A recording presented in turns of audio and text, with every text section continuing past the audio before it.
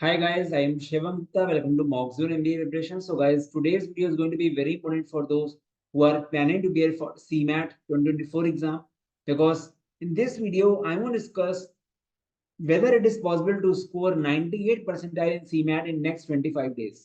Guys, काफी लोगों का पिंग आता है रिगार्डिंग दिस कि अभी करेंगे तो कुछ हो सकता है, ऐसे क्वेरीज आती हैं क्योंकि गाइस सीमैट एग्जाम बाकी एग्जाम से काफी इजी है तो काफी लोग ये बात डाइजेस्ट नहीं कर पाते हैं।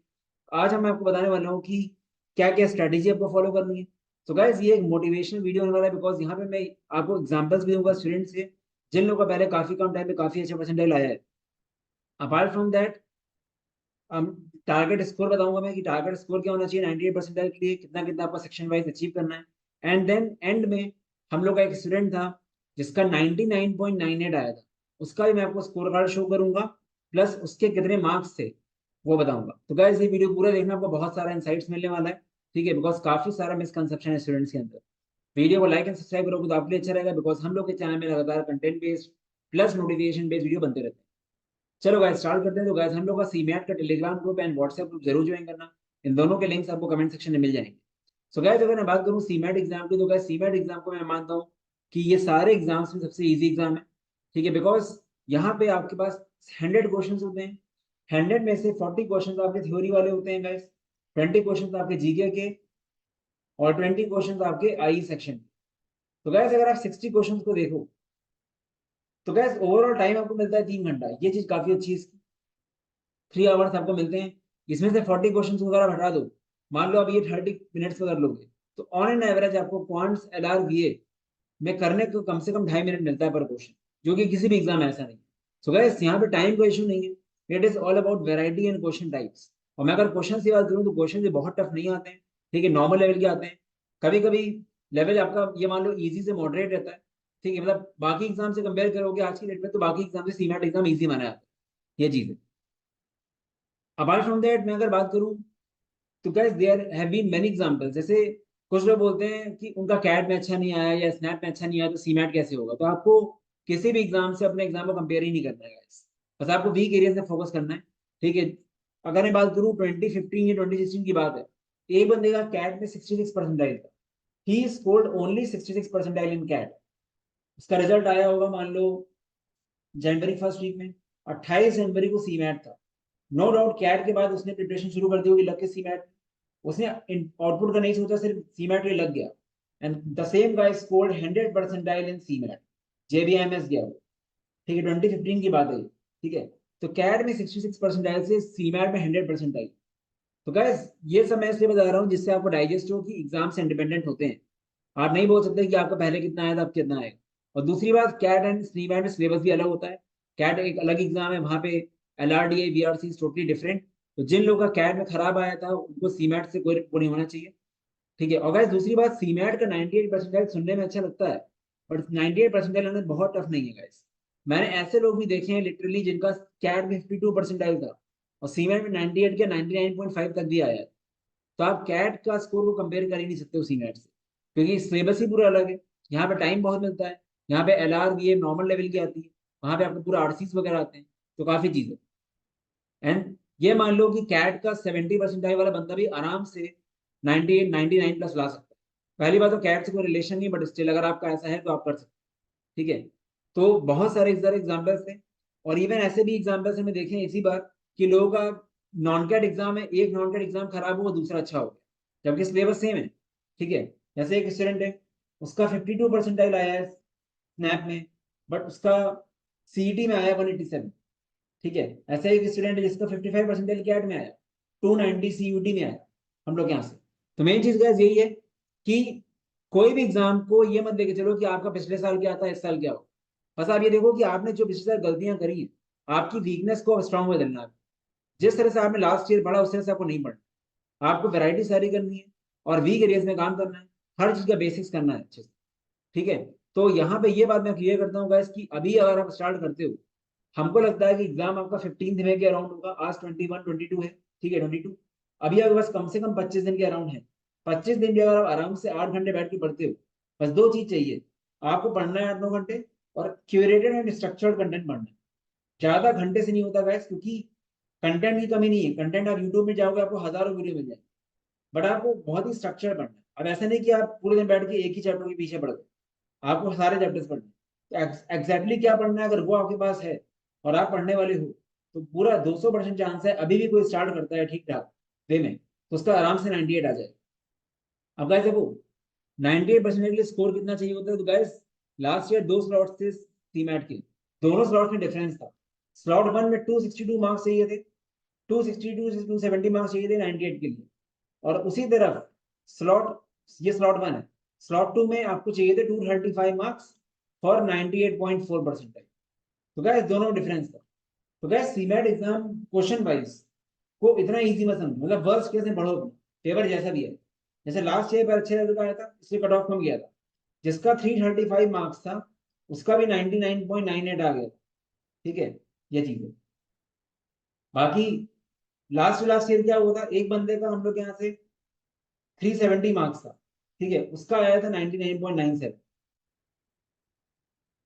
समझ रहे हो आप? तो ये चीज है। तो देख सकते हो डिफरेंस कितना है, यहाँ पे 99.99, 335। तो लास्ट ईयर पेपर बहुत इजी नहीं आया था। It is all about variety, graph से भी क्वेश्चन थे, बाकी अलग अलग चैप्टर अलजेब्रा से भी क्वेश्चन थे, सबसे क्वेश्चन थे। तो यहाँ पे सबसे बड़ी गलती ये करते हैं, एंड काफी लोग को लगता है, काफी लोग फेस नहीं करना चाहते टफ चीजें। ठीक है, अगर आप स्लॉट 2 पेपर देखो लास्ट ईयर का, आपको आइडिया रहेगा कि आपको वर्स्ट केस में पढ़ना पड़ेगा, और डिफरेंस दे सकते हो आप। काफी लोगों ने सिर्फ स्लॉट 1 का पेपर देखा, ठीक है, क्योंकि एक दो लोग का पिंग आया मेरे पास कि आपका मॉक फर्स्ट टफ है, वही है कि उन्होंने स्लॉट 2 देखा ही नहीं है। इजी इजी करके मॉक में फायदा नहीं है गाइस, ठीक है, वर्स्ट कैसे पढ़ना पड़ेगा और रेलेवेंट सब कुछ है। कोई फायदा नहीं, यहाँ पे 300 नंबर है, वहां पे 220 है, तो रियलिटी में जियो।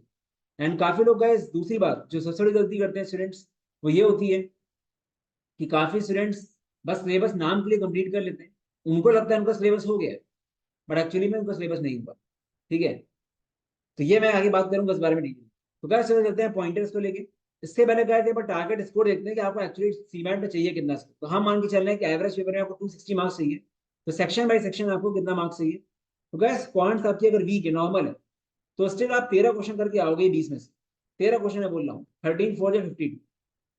रीजनिंग के 15 क्वेश्चन से होने चाहिए, 60 मार्क्स। वीआरसी में 12 क्वेश्चन 20 में से करो, आराम से हो सकता है 48 मार्क्स। जीके में 12 क्वेश्चन, लास्ट ईयर की जीके है, आराम से 12 क्वेश्चन हो जाए।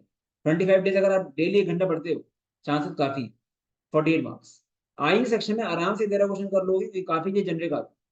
तो बस ये हो गया आपका मिला के 65 नेट क्वेश्चन करेक्ट करने हैं आपको, 260 मार्क्स आपके आ जाएंगे। और 260 मार्क्स क्लोज टू 98% है, जिससे आपको एक डिसेंट लेवल का कॉलेज आराम से मिल जाएगा। तो आपका टारगेट स्कोर ये होना चाहिए। क्लैरिटी आ गई। अब चलते हैं गाइस, करना क्या है। तो गाइस देखो, पहली बात ये है कि सबसे बड़ी गलती लोग क्या करते हैं कि लोग कुछ टॉपिक्स चूज कर लेते हैं, अर्थमेटिक हो गया, अलजेब्रा हो गया, बाकी छोड़ दिया। यही गलती आपको नहीं करनी। तो ये गाइस, ये कोई छोटा मोटा एग्जाम नहीं है, तो कोई स्कूल का एग्जाम नहीं हो रहा है, कॉम्पिटेटिव एग्जाम में आपको इन लोगों की स्ट्रेटेजी क्या होती है ना, जो चीज आप नहीं पढ़ते उससे लोग क्वेश्चन देते हैं। क्वेश्चन ईजी आएगा, बट आएगा वैरायटी ऑफ। तो मैं आपको ये रिकमेंड करूंगा कि आपको टॉपिक कोई नहीं छोड़ना है गाइस। आपका अलजेब्रा टफ लगती है, आप बेसिक करके जाओ। आपको करना हर चीज है, छोटा छोटा टॉपिक करना है आपको गाइस।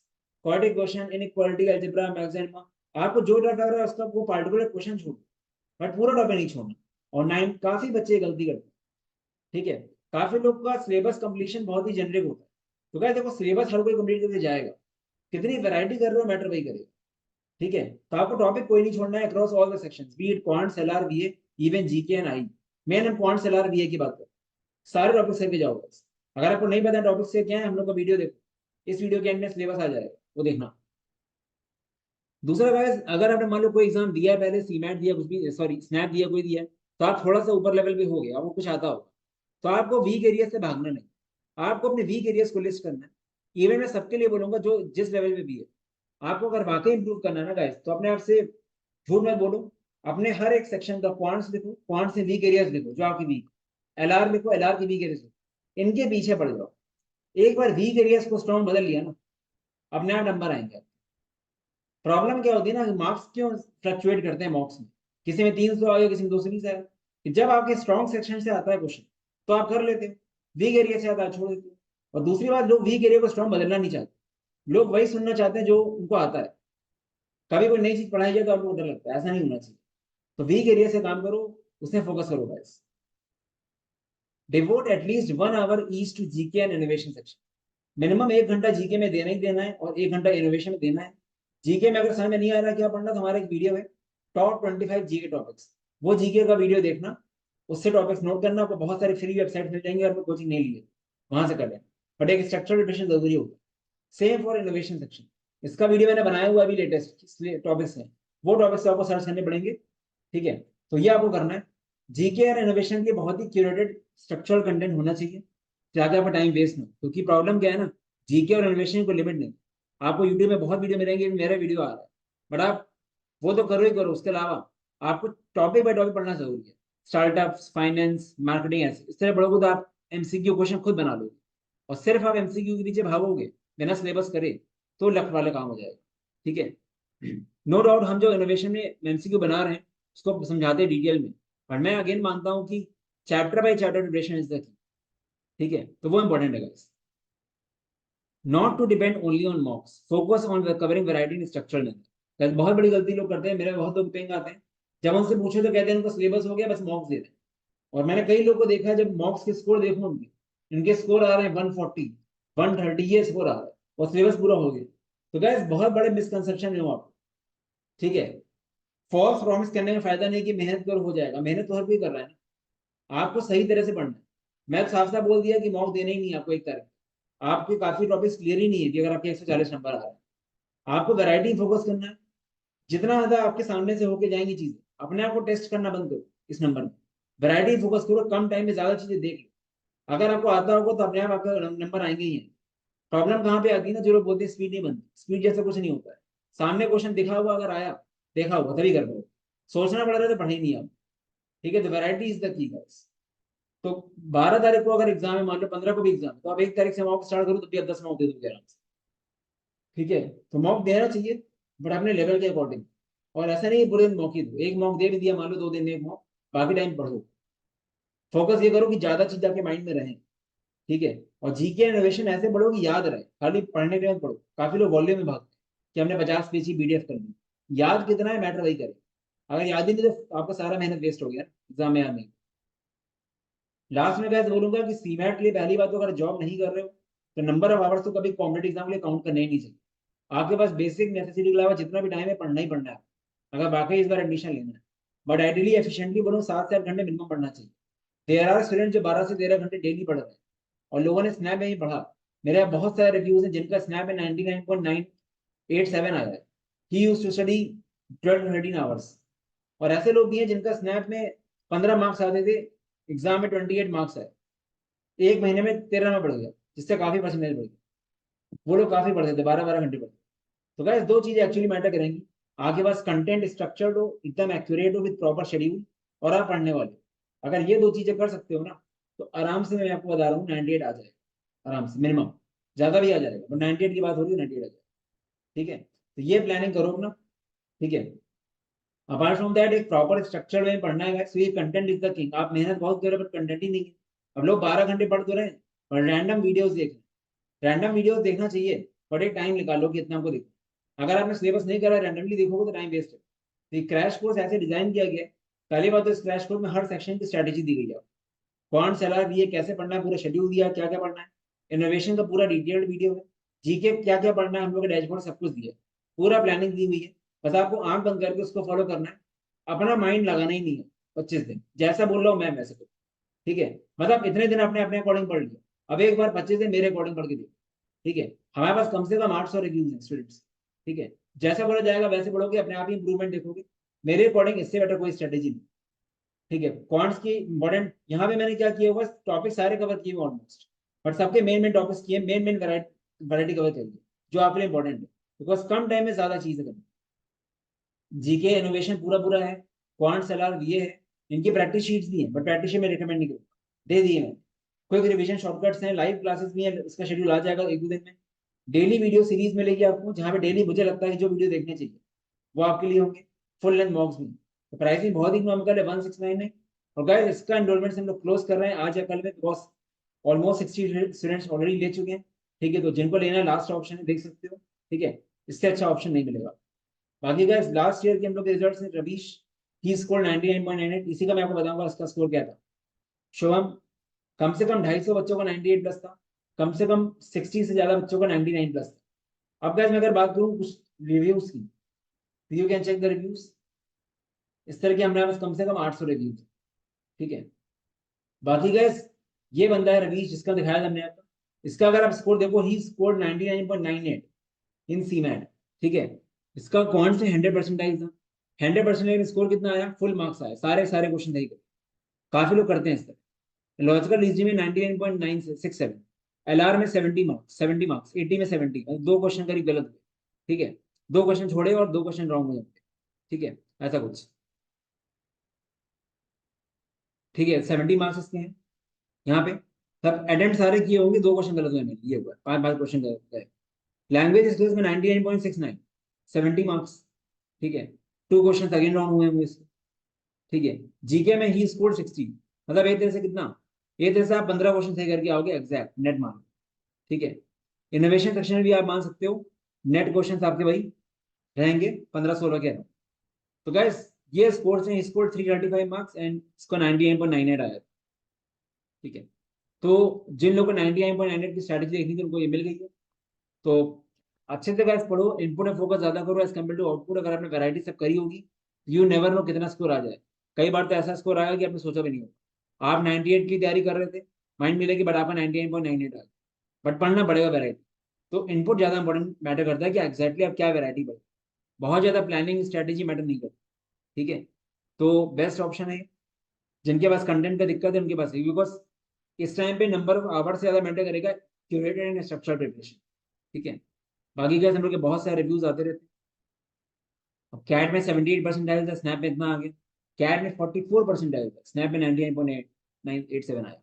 हम लोग का गैस यही बंदा है जिसके कर रहा था मैं, एक मंथ का क्रैश कोर्स लिया था स्नैप का। तो गैस हम लोग का इनमैट स्नैप का बैच भी 7th में से स्टार्ट हो रहा है, बिल्कुल डेडिकेटेड 0 से एंड तक, ठीक है। सब कुछ कवर्ड है, फिर प्रॉपर ओरिएंटेशन, वही आप देख सकते हो।